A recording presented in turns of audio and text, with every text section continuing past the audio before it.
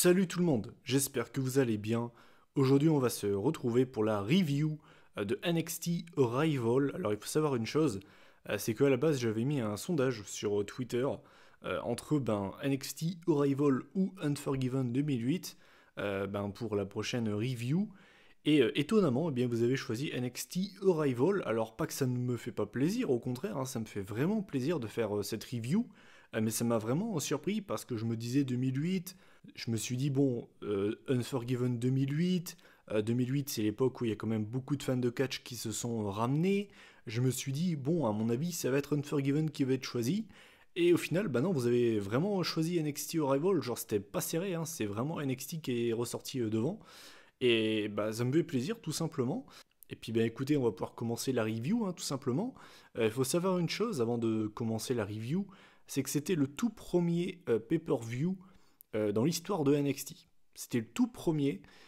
C'était même le premier live diffusé sur le WWE Network, comme l'a précisé Stephanie McMahon pendant le show. Ça a été diffusé, par exemple, avant le WrestleMania 30. C'est-à-dire que c'est vraiment le premier live du WWE Network, donc c'est quand même pas rien.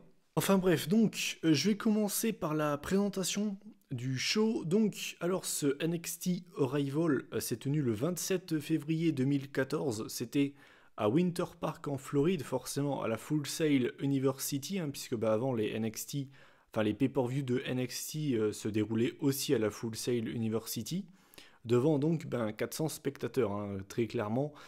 C'est pas les mêmes chiffres que lors des gros pay-per-view WWE.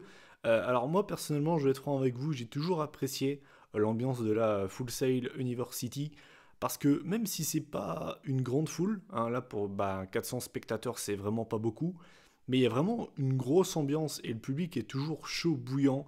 Enfin bref, voilà, pareil, il n'y avait pas de thème musical pour ce pay-per-view. Enfin bref, voilà, donc on va pouvoir rentrer dans le vif du sujet. Il y avait très exactement 5 matchs pour ce pay-per-view. Et l'opener de la soirée, c'était Cesaro contre Sami Zayn. Dans un match simple, hein, il n'y avait pas de stipulation et il n'y avait pas de titre en jeu. Un match qui a duré 23 minutes, c'est le match le plus long de la soirée. Et je vais être franc avec vous, tu peux pas mieux commencer un show, en fait. Enfin, pour moi, c'est le genre d'opener, tu peux pas faire mieux. Très clairement, je vous le dis, pour moi, c'est le meilleur match de la soirée. Vraiment, enfin, genre, il y a pas photo, c'est vraiment le meilleur match de la soirée. NXT, il y en a eu des takeovers de qualité, il y en a eu énormément des matchs de qualité, hein, on va pas se mentir.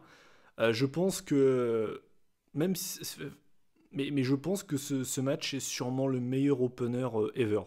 Pour un pay-per-view de NXT, j'ai pas souvenir d'avoir vu un opener aussi bon. Ce match est une dinguerie en fait. Je vais faire simple. Il y a des matchs où c'est plus simple d'aller les voir que de les résumer. Ce match en fait partie. Voilà. Si je peux vous donner un conseil, c'est allez voir ce match. Allez voir ce match. Faut savoir une chose, c'est qu'il s'était déjà affronté à NXT dans les shows hebdomadaires, dans un 2 out of 3 falls match que je vous conseille, parce qu'il est vraiment très bon aussi. Il est très facilement trouvable sur YouTube. Allez le voir, il est vraiment très bon. Et celui-là est également vraiment très bon, tout simplement. J'ai noté que c'était Cesaro qui avait quand même dominé le match en grande partie. Il s'est concentré sur le genou gauche de Sami Zayn. J'ai également noté que Cesaro s'est dégagé de l'Eluva Kick. Donc ça, c'était quand même assez énorme. On a eu des contres absolument énormes. Vous savez, quand Sami veut aller faire son DDT en passant près du poteau du ring, on a Cesaro qui l'a carrément coupé avec une uppercut from out of nowhere. On a également Sami qui a voulu sauter sur Cesaro en se projetant dans les cordes à l'extérieur du ring. Cesaro l'a chopé et l'a éclaté contre le sol, c'était énorme. Enfin, c'était vraiment un très bon match en fait. C'était vraiment un très bon match, c'est tout ce que je peux vous dire. Je vais revenir à la fin du match pour vous dire comment ça s'est passé. En fait, à la fin du match, on a Cesaro qui enchaînait beaucoup d'uppercuts. On voyait Sami qui était complètement KO. Et à un moment donné, Sami commence à échanger avec lui. Et en fait, Cesaro lui envoie une énorme uppercut. Vous savez, quand il projette son adversaire en l'air et lui met une uppercut. Et en fait, on a Sami qui se dégage à 1. Donc c'était vraiment pour montrer le côté fighting spirit. Sami qui se battait pour gagner ce match. Et tu voyais Cesaro qui n'en revenait pas. Et suite à ça, là, il a vénère Cesaro. Et c'est pas une très bonne idée de vénérer un mec comme Cesaro. Cesaro lui a envoyé une uppercut, les gars. Enfin, sans déconner, allez la voir. J'en ai vu des uppercuts violentes, mais alors celle-là, sans déconner, elle est incroyable. J'en ai rigolé tellement elle était bourrin. C'était n'importe quoi. Et derrière, Cesaro enchaîne avec le neutralizer pour remporter le match. Donc voilà, victoire de Cesaro dans un excellent match. Le meilleur match de la soirée, il n'y a pas photo. Et c'est le genre de match en fait qui fait du mal à personne et qui met over les deux personnes. Cesaro, forcément, ça le met en avant parce qu'il remporte le match et qu'en plus de ça, il a absolument pas triché parce qu'à l'époque, Cesaro était pas encore face. Et Sami Zayn, en aucun cas, cette défaite lui fait du mal. Au contraire, c'est bénéfique pour lui parce que ça prouve qu'il est capable de faire des superbes matchs et que c'est l'underdog, mais que le mec se bat et ne lâche rien. Et du coup, le public était vraiment debout pendant le match et même après le match. D'ailleurs, geste vraiment cool puisque après le match, Cesaro allait se barrer. Finalement, il retourne dans le ring pour faire un hug avec Sami pour le féliciter de son match. C'était un excellent match, c'est tout ce qu'on aime à NXT. J'ai mis 5 stars, j'ai mis 10 sur 10. Vraiment, je peux que vous conseiller d'aller voir ce match. Vraiment, pour vous faire un avis dessus, allez le voir, vous allez me remercier. Alors là c'était les montagnes russes. On a commencé avec un match 5 stars. Alors là, c'est vraiment les montagnes russes. Là, on va descendre de 5 étages. Puisque c'était Mojo Rawley contre C.J. Parker. C.J. Parker qui actuellement s'appelle Juice Robinson à la New Japan. Et on va pas se le cacher, C.J. Parker c'était un énorme jobber. Donc sans grande surprise, c'est Mojo Rawley qui a remporté ce match. Match qui a duré 3 minutes 30. Donc voilà, match vraiment très court. C'était surtout pour mettre en avant Mojo Rawley. On avait justement eu une vidéo promo sur lui juste avant le match, donc c'était cramé, tu savais très bien qu'il allait gagner le match. Et finalement, en fait, Mojo Rawley s'est imposé avec ce qu'il appelait le Hyper Driver. Alors, vous vous dites que c'est vrai que le finisher actuel de Mojo Rawley, c'est pas quelque chose d'incroyable, et c'est vrai. C'est un gars qui prend l'élan pour envoyer un gros coup de coude dans la gueule de son adversaire, enfin un gros coup d'avant-bras dans la gueule. C'est vrai que c'est pas forcément très impressionnant, mais c'est mieux que son premier finisher. Son premier finisher, le Hyper Driver, si vous voulez, en fait, il prenait de l'élan pour s'asseoir sur son adversaire avec son cucu. Alors quand c'est Yokozuna, tu peux peut-être l'encaisser. Quand c'est Mojo Rawley, gagner un match là-dessus, ouais, bof, quoi. On va pas se le cacher, il y a quand même mieux comme finisher, quand même. Donc voilà, victoire de Mojo Rawley, c'était vraiment, vraiment, vraiment, vraiment, vraiment pas terrible. Pour moi, c'est le pire match de la soirée. J'ai mis 2 sur 10 et j'ai rien d'autre à dire en fait. Ensuite, on enchaîne pour les NXT Tag Team Championships. On avait les champions qui étaient à l'époque The Ascension. Ça m'a fait tellement plaisir au passage de revoir cette équipe quand ils étaient vraiment crédibles. Et je me rappelle qu'à l'époque, quand ils sont débarqués dans le main roster, tout le monde disait qu'ils allaient casser la baraque et au final, ils ont absolument rien cassé. C'est leur carrière qui est cassée. Malheureusement, c'est vraiment dommage. Je trouve qu'ils ont vraiment. C'est du gâchis. Pour moi, cette équipe, c'est du gâchis. Enfin bref. The Ascension contre Too Cool, et oui, Scotty 2OT et Grandmaster Sexay dans un match de 6 minutes 40, donc c'est pas énorme. Ce qui par contre me fait rire, si vous voulez, c'est que avant que le pay-per-view commence, on a eu une petite promo de Triple H qui dit que le futur commence ce soir, le futur c'est maintenant. Et dans le pay-per-view pour les NXT Tag Team Championships, le mec nous ramène ses poteaux de l'Attitude Era. C'est pas très logique, on va pas se le cacher. Alors, je sais pas vraiment qui il y avait à cette époque-là dans la division par équipe de NXT, mais vous allez me dire qu'il pouvait pas chercher quelqu'un d'autre que Too Cool. On parle quand même d'un mec qui s'est fait connaître, Scotty 2OT, pour faire une prise qui s'appelle le Worms. Bon, voilà quoi, c'est chaud. Enfin bref. Tout ça pour dire que le match était... c'était vraiment pas terrible. Encore une fois, là, je vais vraiment pas m'arrêter longtemps dessus. C'était mieux que le match précédent, mais on est toujours très très loin de l'opener. Finalement, c'est l'Ascension qui a dominé le match. Quelle surprise, j'ai envie de vous dire. Du côté de Too Cool, on a juste eu le temps de voir Scotty 2OT faire le Worms pour voir le public péter un câble. C'était cool. Et derrière, c'est l'Ascension qui l'emporte avec le Fall of Man. Donc c'est leur prise de finition et ils l'utilisent toujours d'ailleurs. Si vous voulez, c'est un petit peu comme le high-low. C'est également, je crois, c'était l'équipe Landscape et Trevor Murdoch qui avait cette prise. Tout ça pour dire que c'était vraiment pas terrible. Et c'est vrai que je pense que Ascension aurait peut-être pu avoir une meilleure équipe pour défendre leur ceinture. J'ai mis 4 sur 10, c'était pas terrible, franchement c'était vraiment pas terrible. Ensuite, on enchaîne avec un match qui m'a fait vraiment plaisir de revoir. C'était pour le NXT Women's Championship. C'était le match entre Paige, qui était la championne, contre Emma. Ça m'a fait vraiment plaisir de revoir ce match, je vais être franc avec vous. Match qui a duré 13 minutes, donc c'est bien. Bah, surtout pour l'époque, on est en 2014. Ce qui m'a fait rire, c'est que Stephanie McMahon, comme d'habitude, a été obligée de pointer sa grosse gueule dans le show pour dire attention, elles vont écrire l'histoire, on écrit l'histoire. De toute façon, elle, je ne peux plus la voir. Franchement, je vous le dis, hein, Stephanie McMahon, je parle pas de la personne, je parle du personnage. J'en ai plein le cul. C'est-à-dire que la meuf, à chaque fois qu'on la voit, elle est là pour soit décrédibiliser un lutteur ou bien un général manager, ou alors elle est là pour dire qu'elles vont écrire l'histoire. Qu'elle va écrire l'histoire, qu'elles vont. Enfin bref, elle nous fait chier quoi. Elle nous fait chier. Bref. Donc, Emma contre Paige, 13 minutes. Alors c'est vrai que dans mes souvenirs, c'était un excellent match. J'en gardais de très bons souvenirs. Pour l'avoir vu, alors, je ne veux pas dire qu'il est mauvais. Je ne veux pas non plus dire qu'il est moyen. C'était un bon match. C'était un bon petit match féminin. On est très très loin des grands matchs dans l'histoire d'NXT pour le NXT Women's Championship. Il y a eu bien mieux que ce match-là. Je pense notamment à Asuka contre Ember Moon ou bien même les Bayley contre Sasha Banks. Il y a également eu un Fatal 4-Way avec Charlotte, Bayley, je me souviens plus exactement des participantes. Enfin bref, c'est pas le meilleur match féminin dans l'histoire de NXT très clairement, mais pourquoi est-ce qu'à l'époque j'ai certainement trouvé ce match incroyable? C'est que pour l'époque, ce match c'était un ovni. J'aime pas dire à l'époque parce qu'on a l'impression que ça date d'il y a 3000 ans. C'était il y a seulement 4 ans, c'était en 2014. Mais en 2014, les gars, ce match c'était un ovni. C'est un ovni. En 2014, ce match c'est un ovni. Tu te dis qu'est-ce qu'elles font? C'est incroyable. Parce qu'on n'a pas été habitué à avoir des matchs de femmes qui durent 13 minutes et avec un match sans botch en fait. C'était un match bien. Euh, Là aussi, en fait, je ne vais pas développer très longtemps là-dessus. J'ai seulement relevé le fait que Emma s'est dégagée du Page Turner, qui à l'époque, apparemment, de ce que disait Tom Phillips, à chaque fois qu'elle s'était servie de cette prise, elle avait battu tout le monde.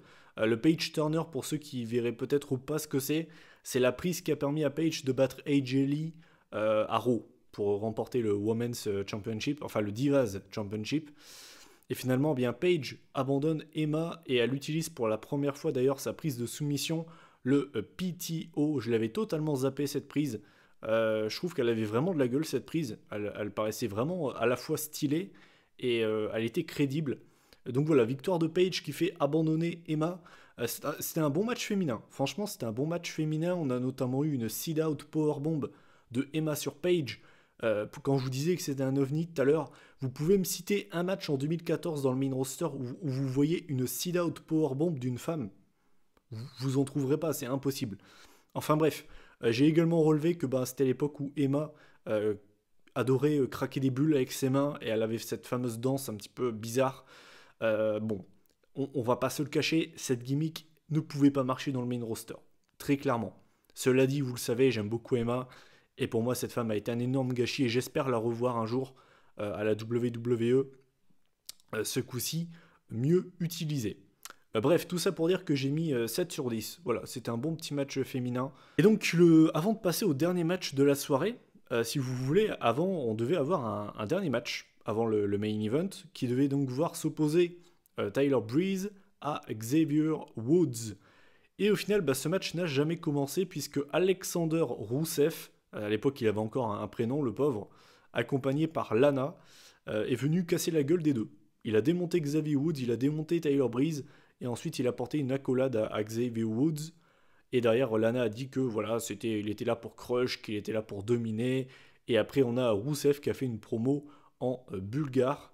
Il était bulgare, après il est passé russe, après il est redevenu bulgare. Voilà, c'est spécial, on va pas se le cacher, mais tout ça pour dire que c'est dommage, parce qu'un petit Xavier Woods contre Tyler Breeze, ça aurait pu donner un bon petit match. Mais bon, bref, c'est comme ça.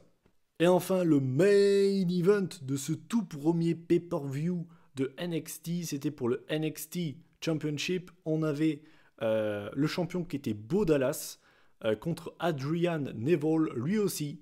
Avant, il avait un prénom, Rest in Peace, son prénom.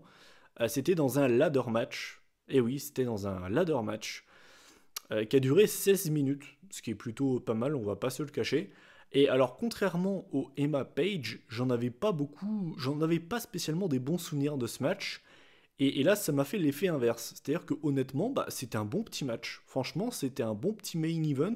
Alors, là aussi, on est loin, très très loin, des meilleurs main events dans l'histoire de NXT. On va pas se le cacher. On est loin des Owens Balor, par exemple, de Takeover Brooklyn. On est loin de tout ce genre de match. Très clairement, je vous le dis, on est loin. Mais c'était un bon petit match. Franchement, c'était un bon petit match. Il n'y a pas eu de spot majeur, à part le dernier spot, si je reviendrai après. C'est vrai qu'il n'y a pas eu de spot majeur avec les échelles. Il y a eu quelques utilisations d'échelles plutôt sympas, avec notamment à un moment Bo Dallas qui lui a fait une powerbomb dans le coin du ring avec une échelle qui était posée. C'était plutôt cool.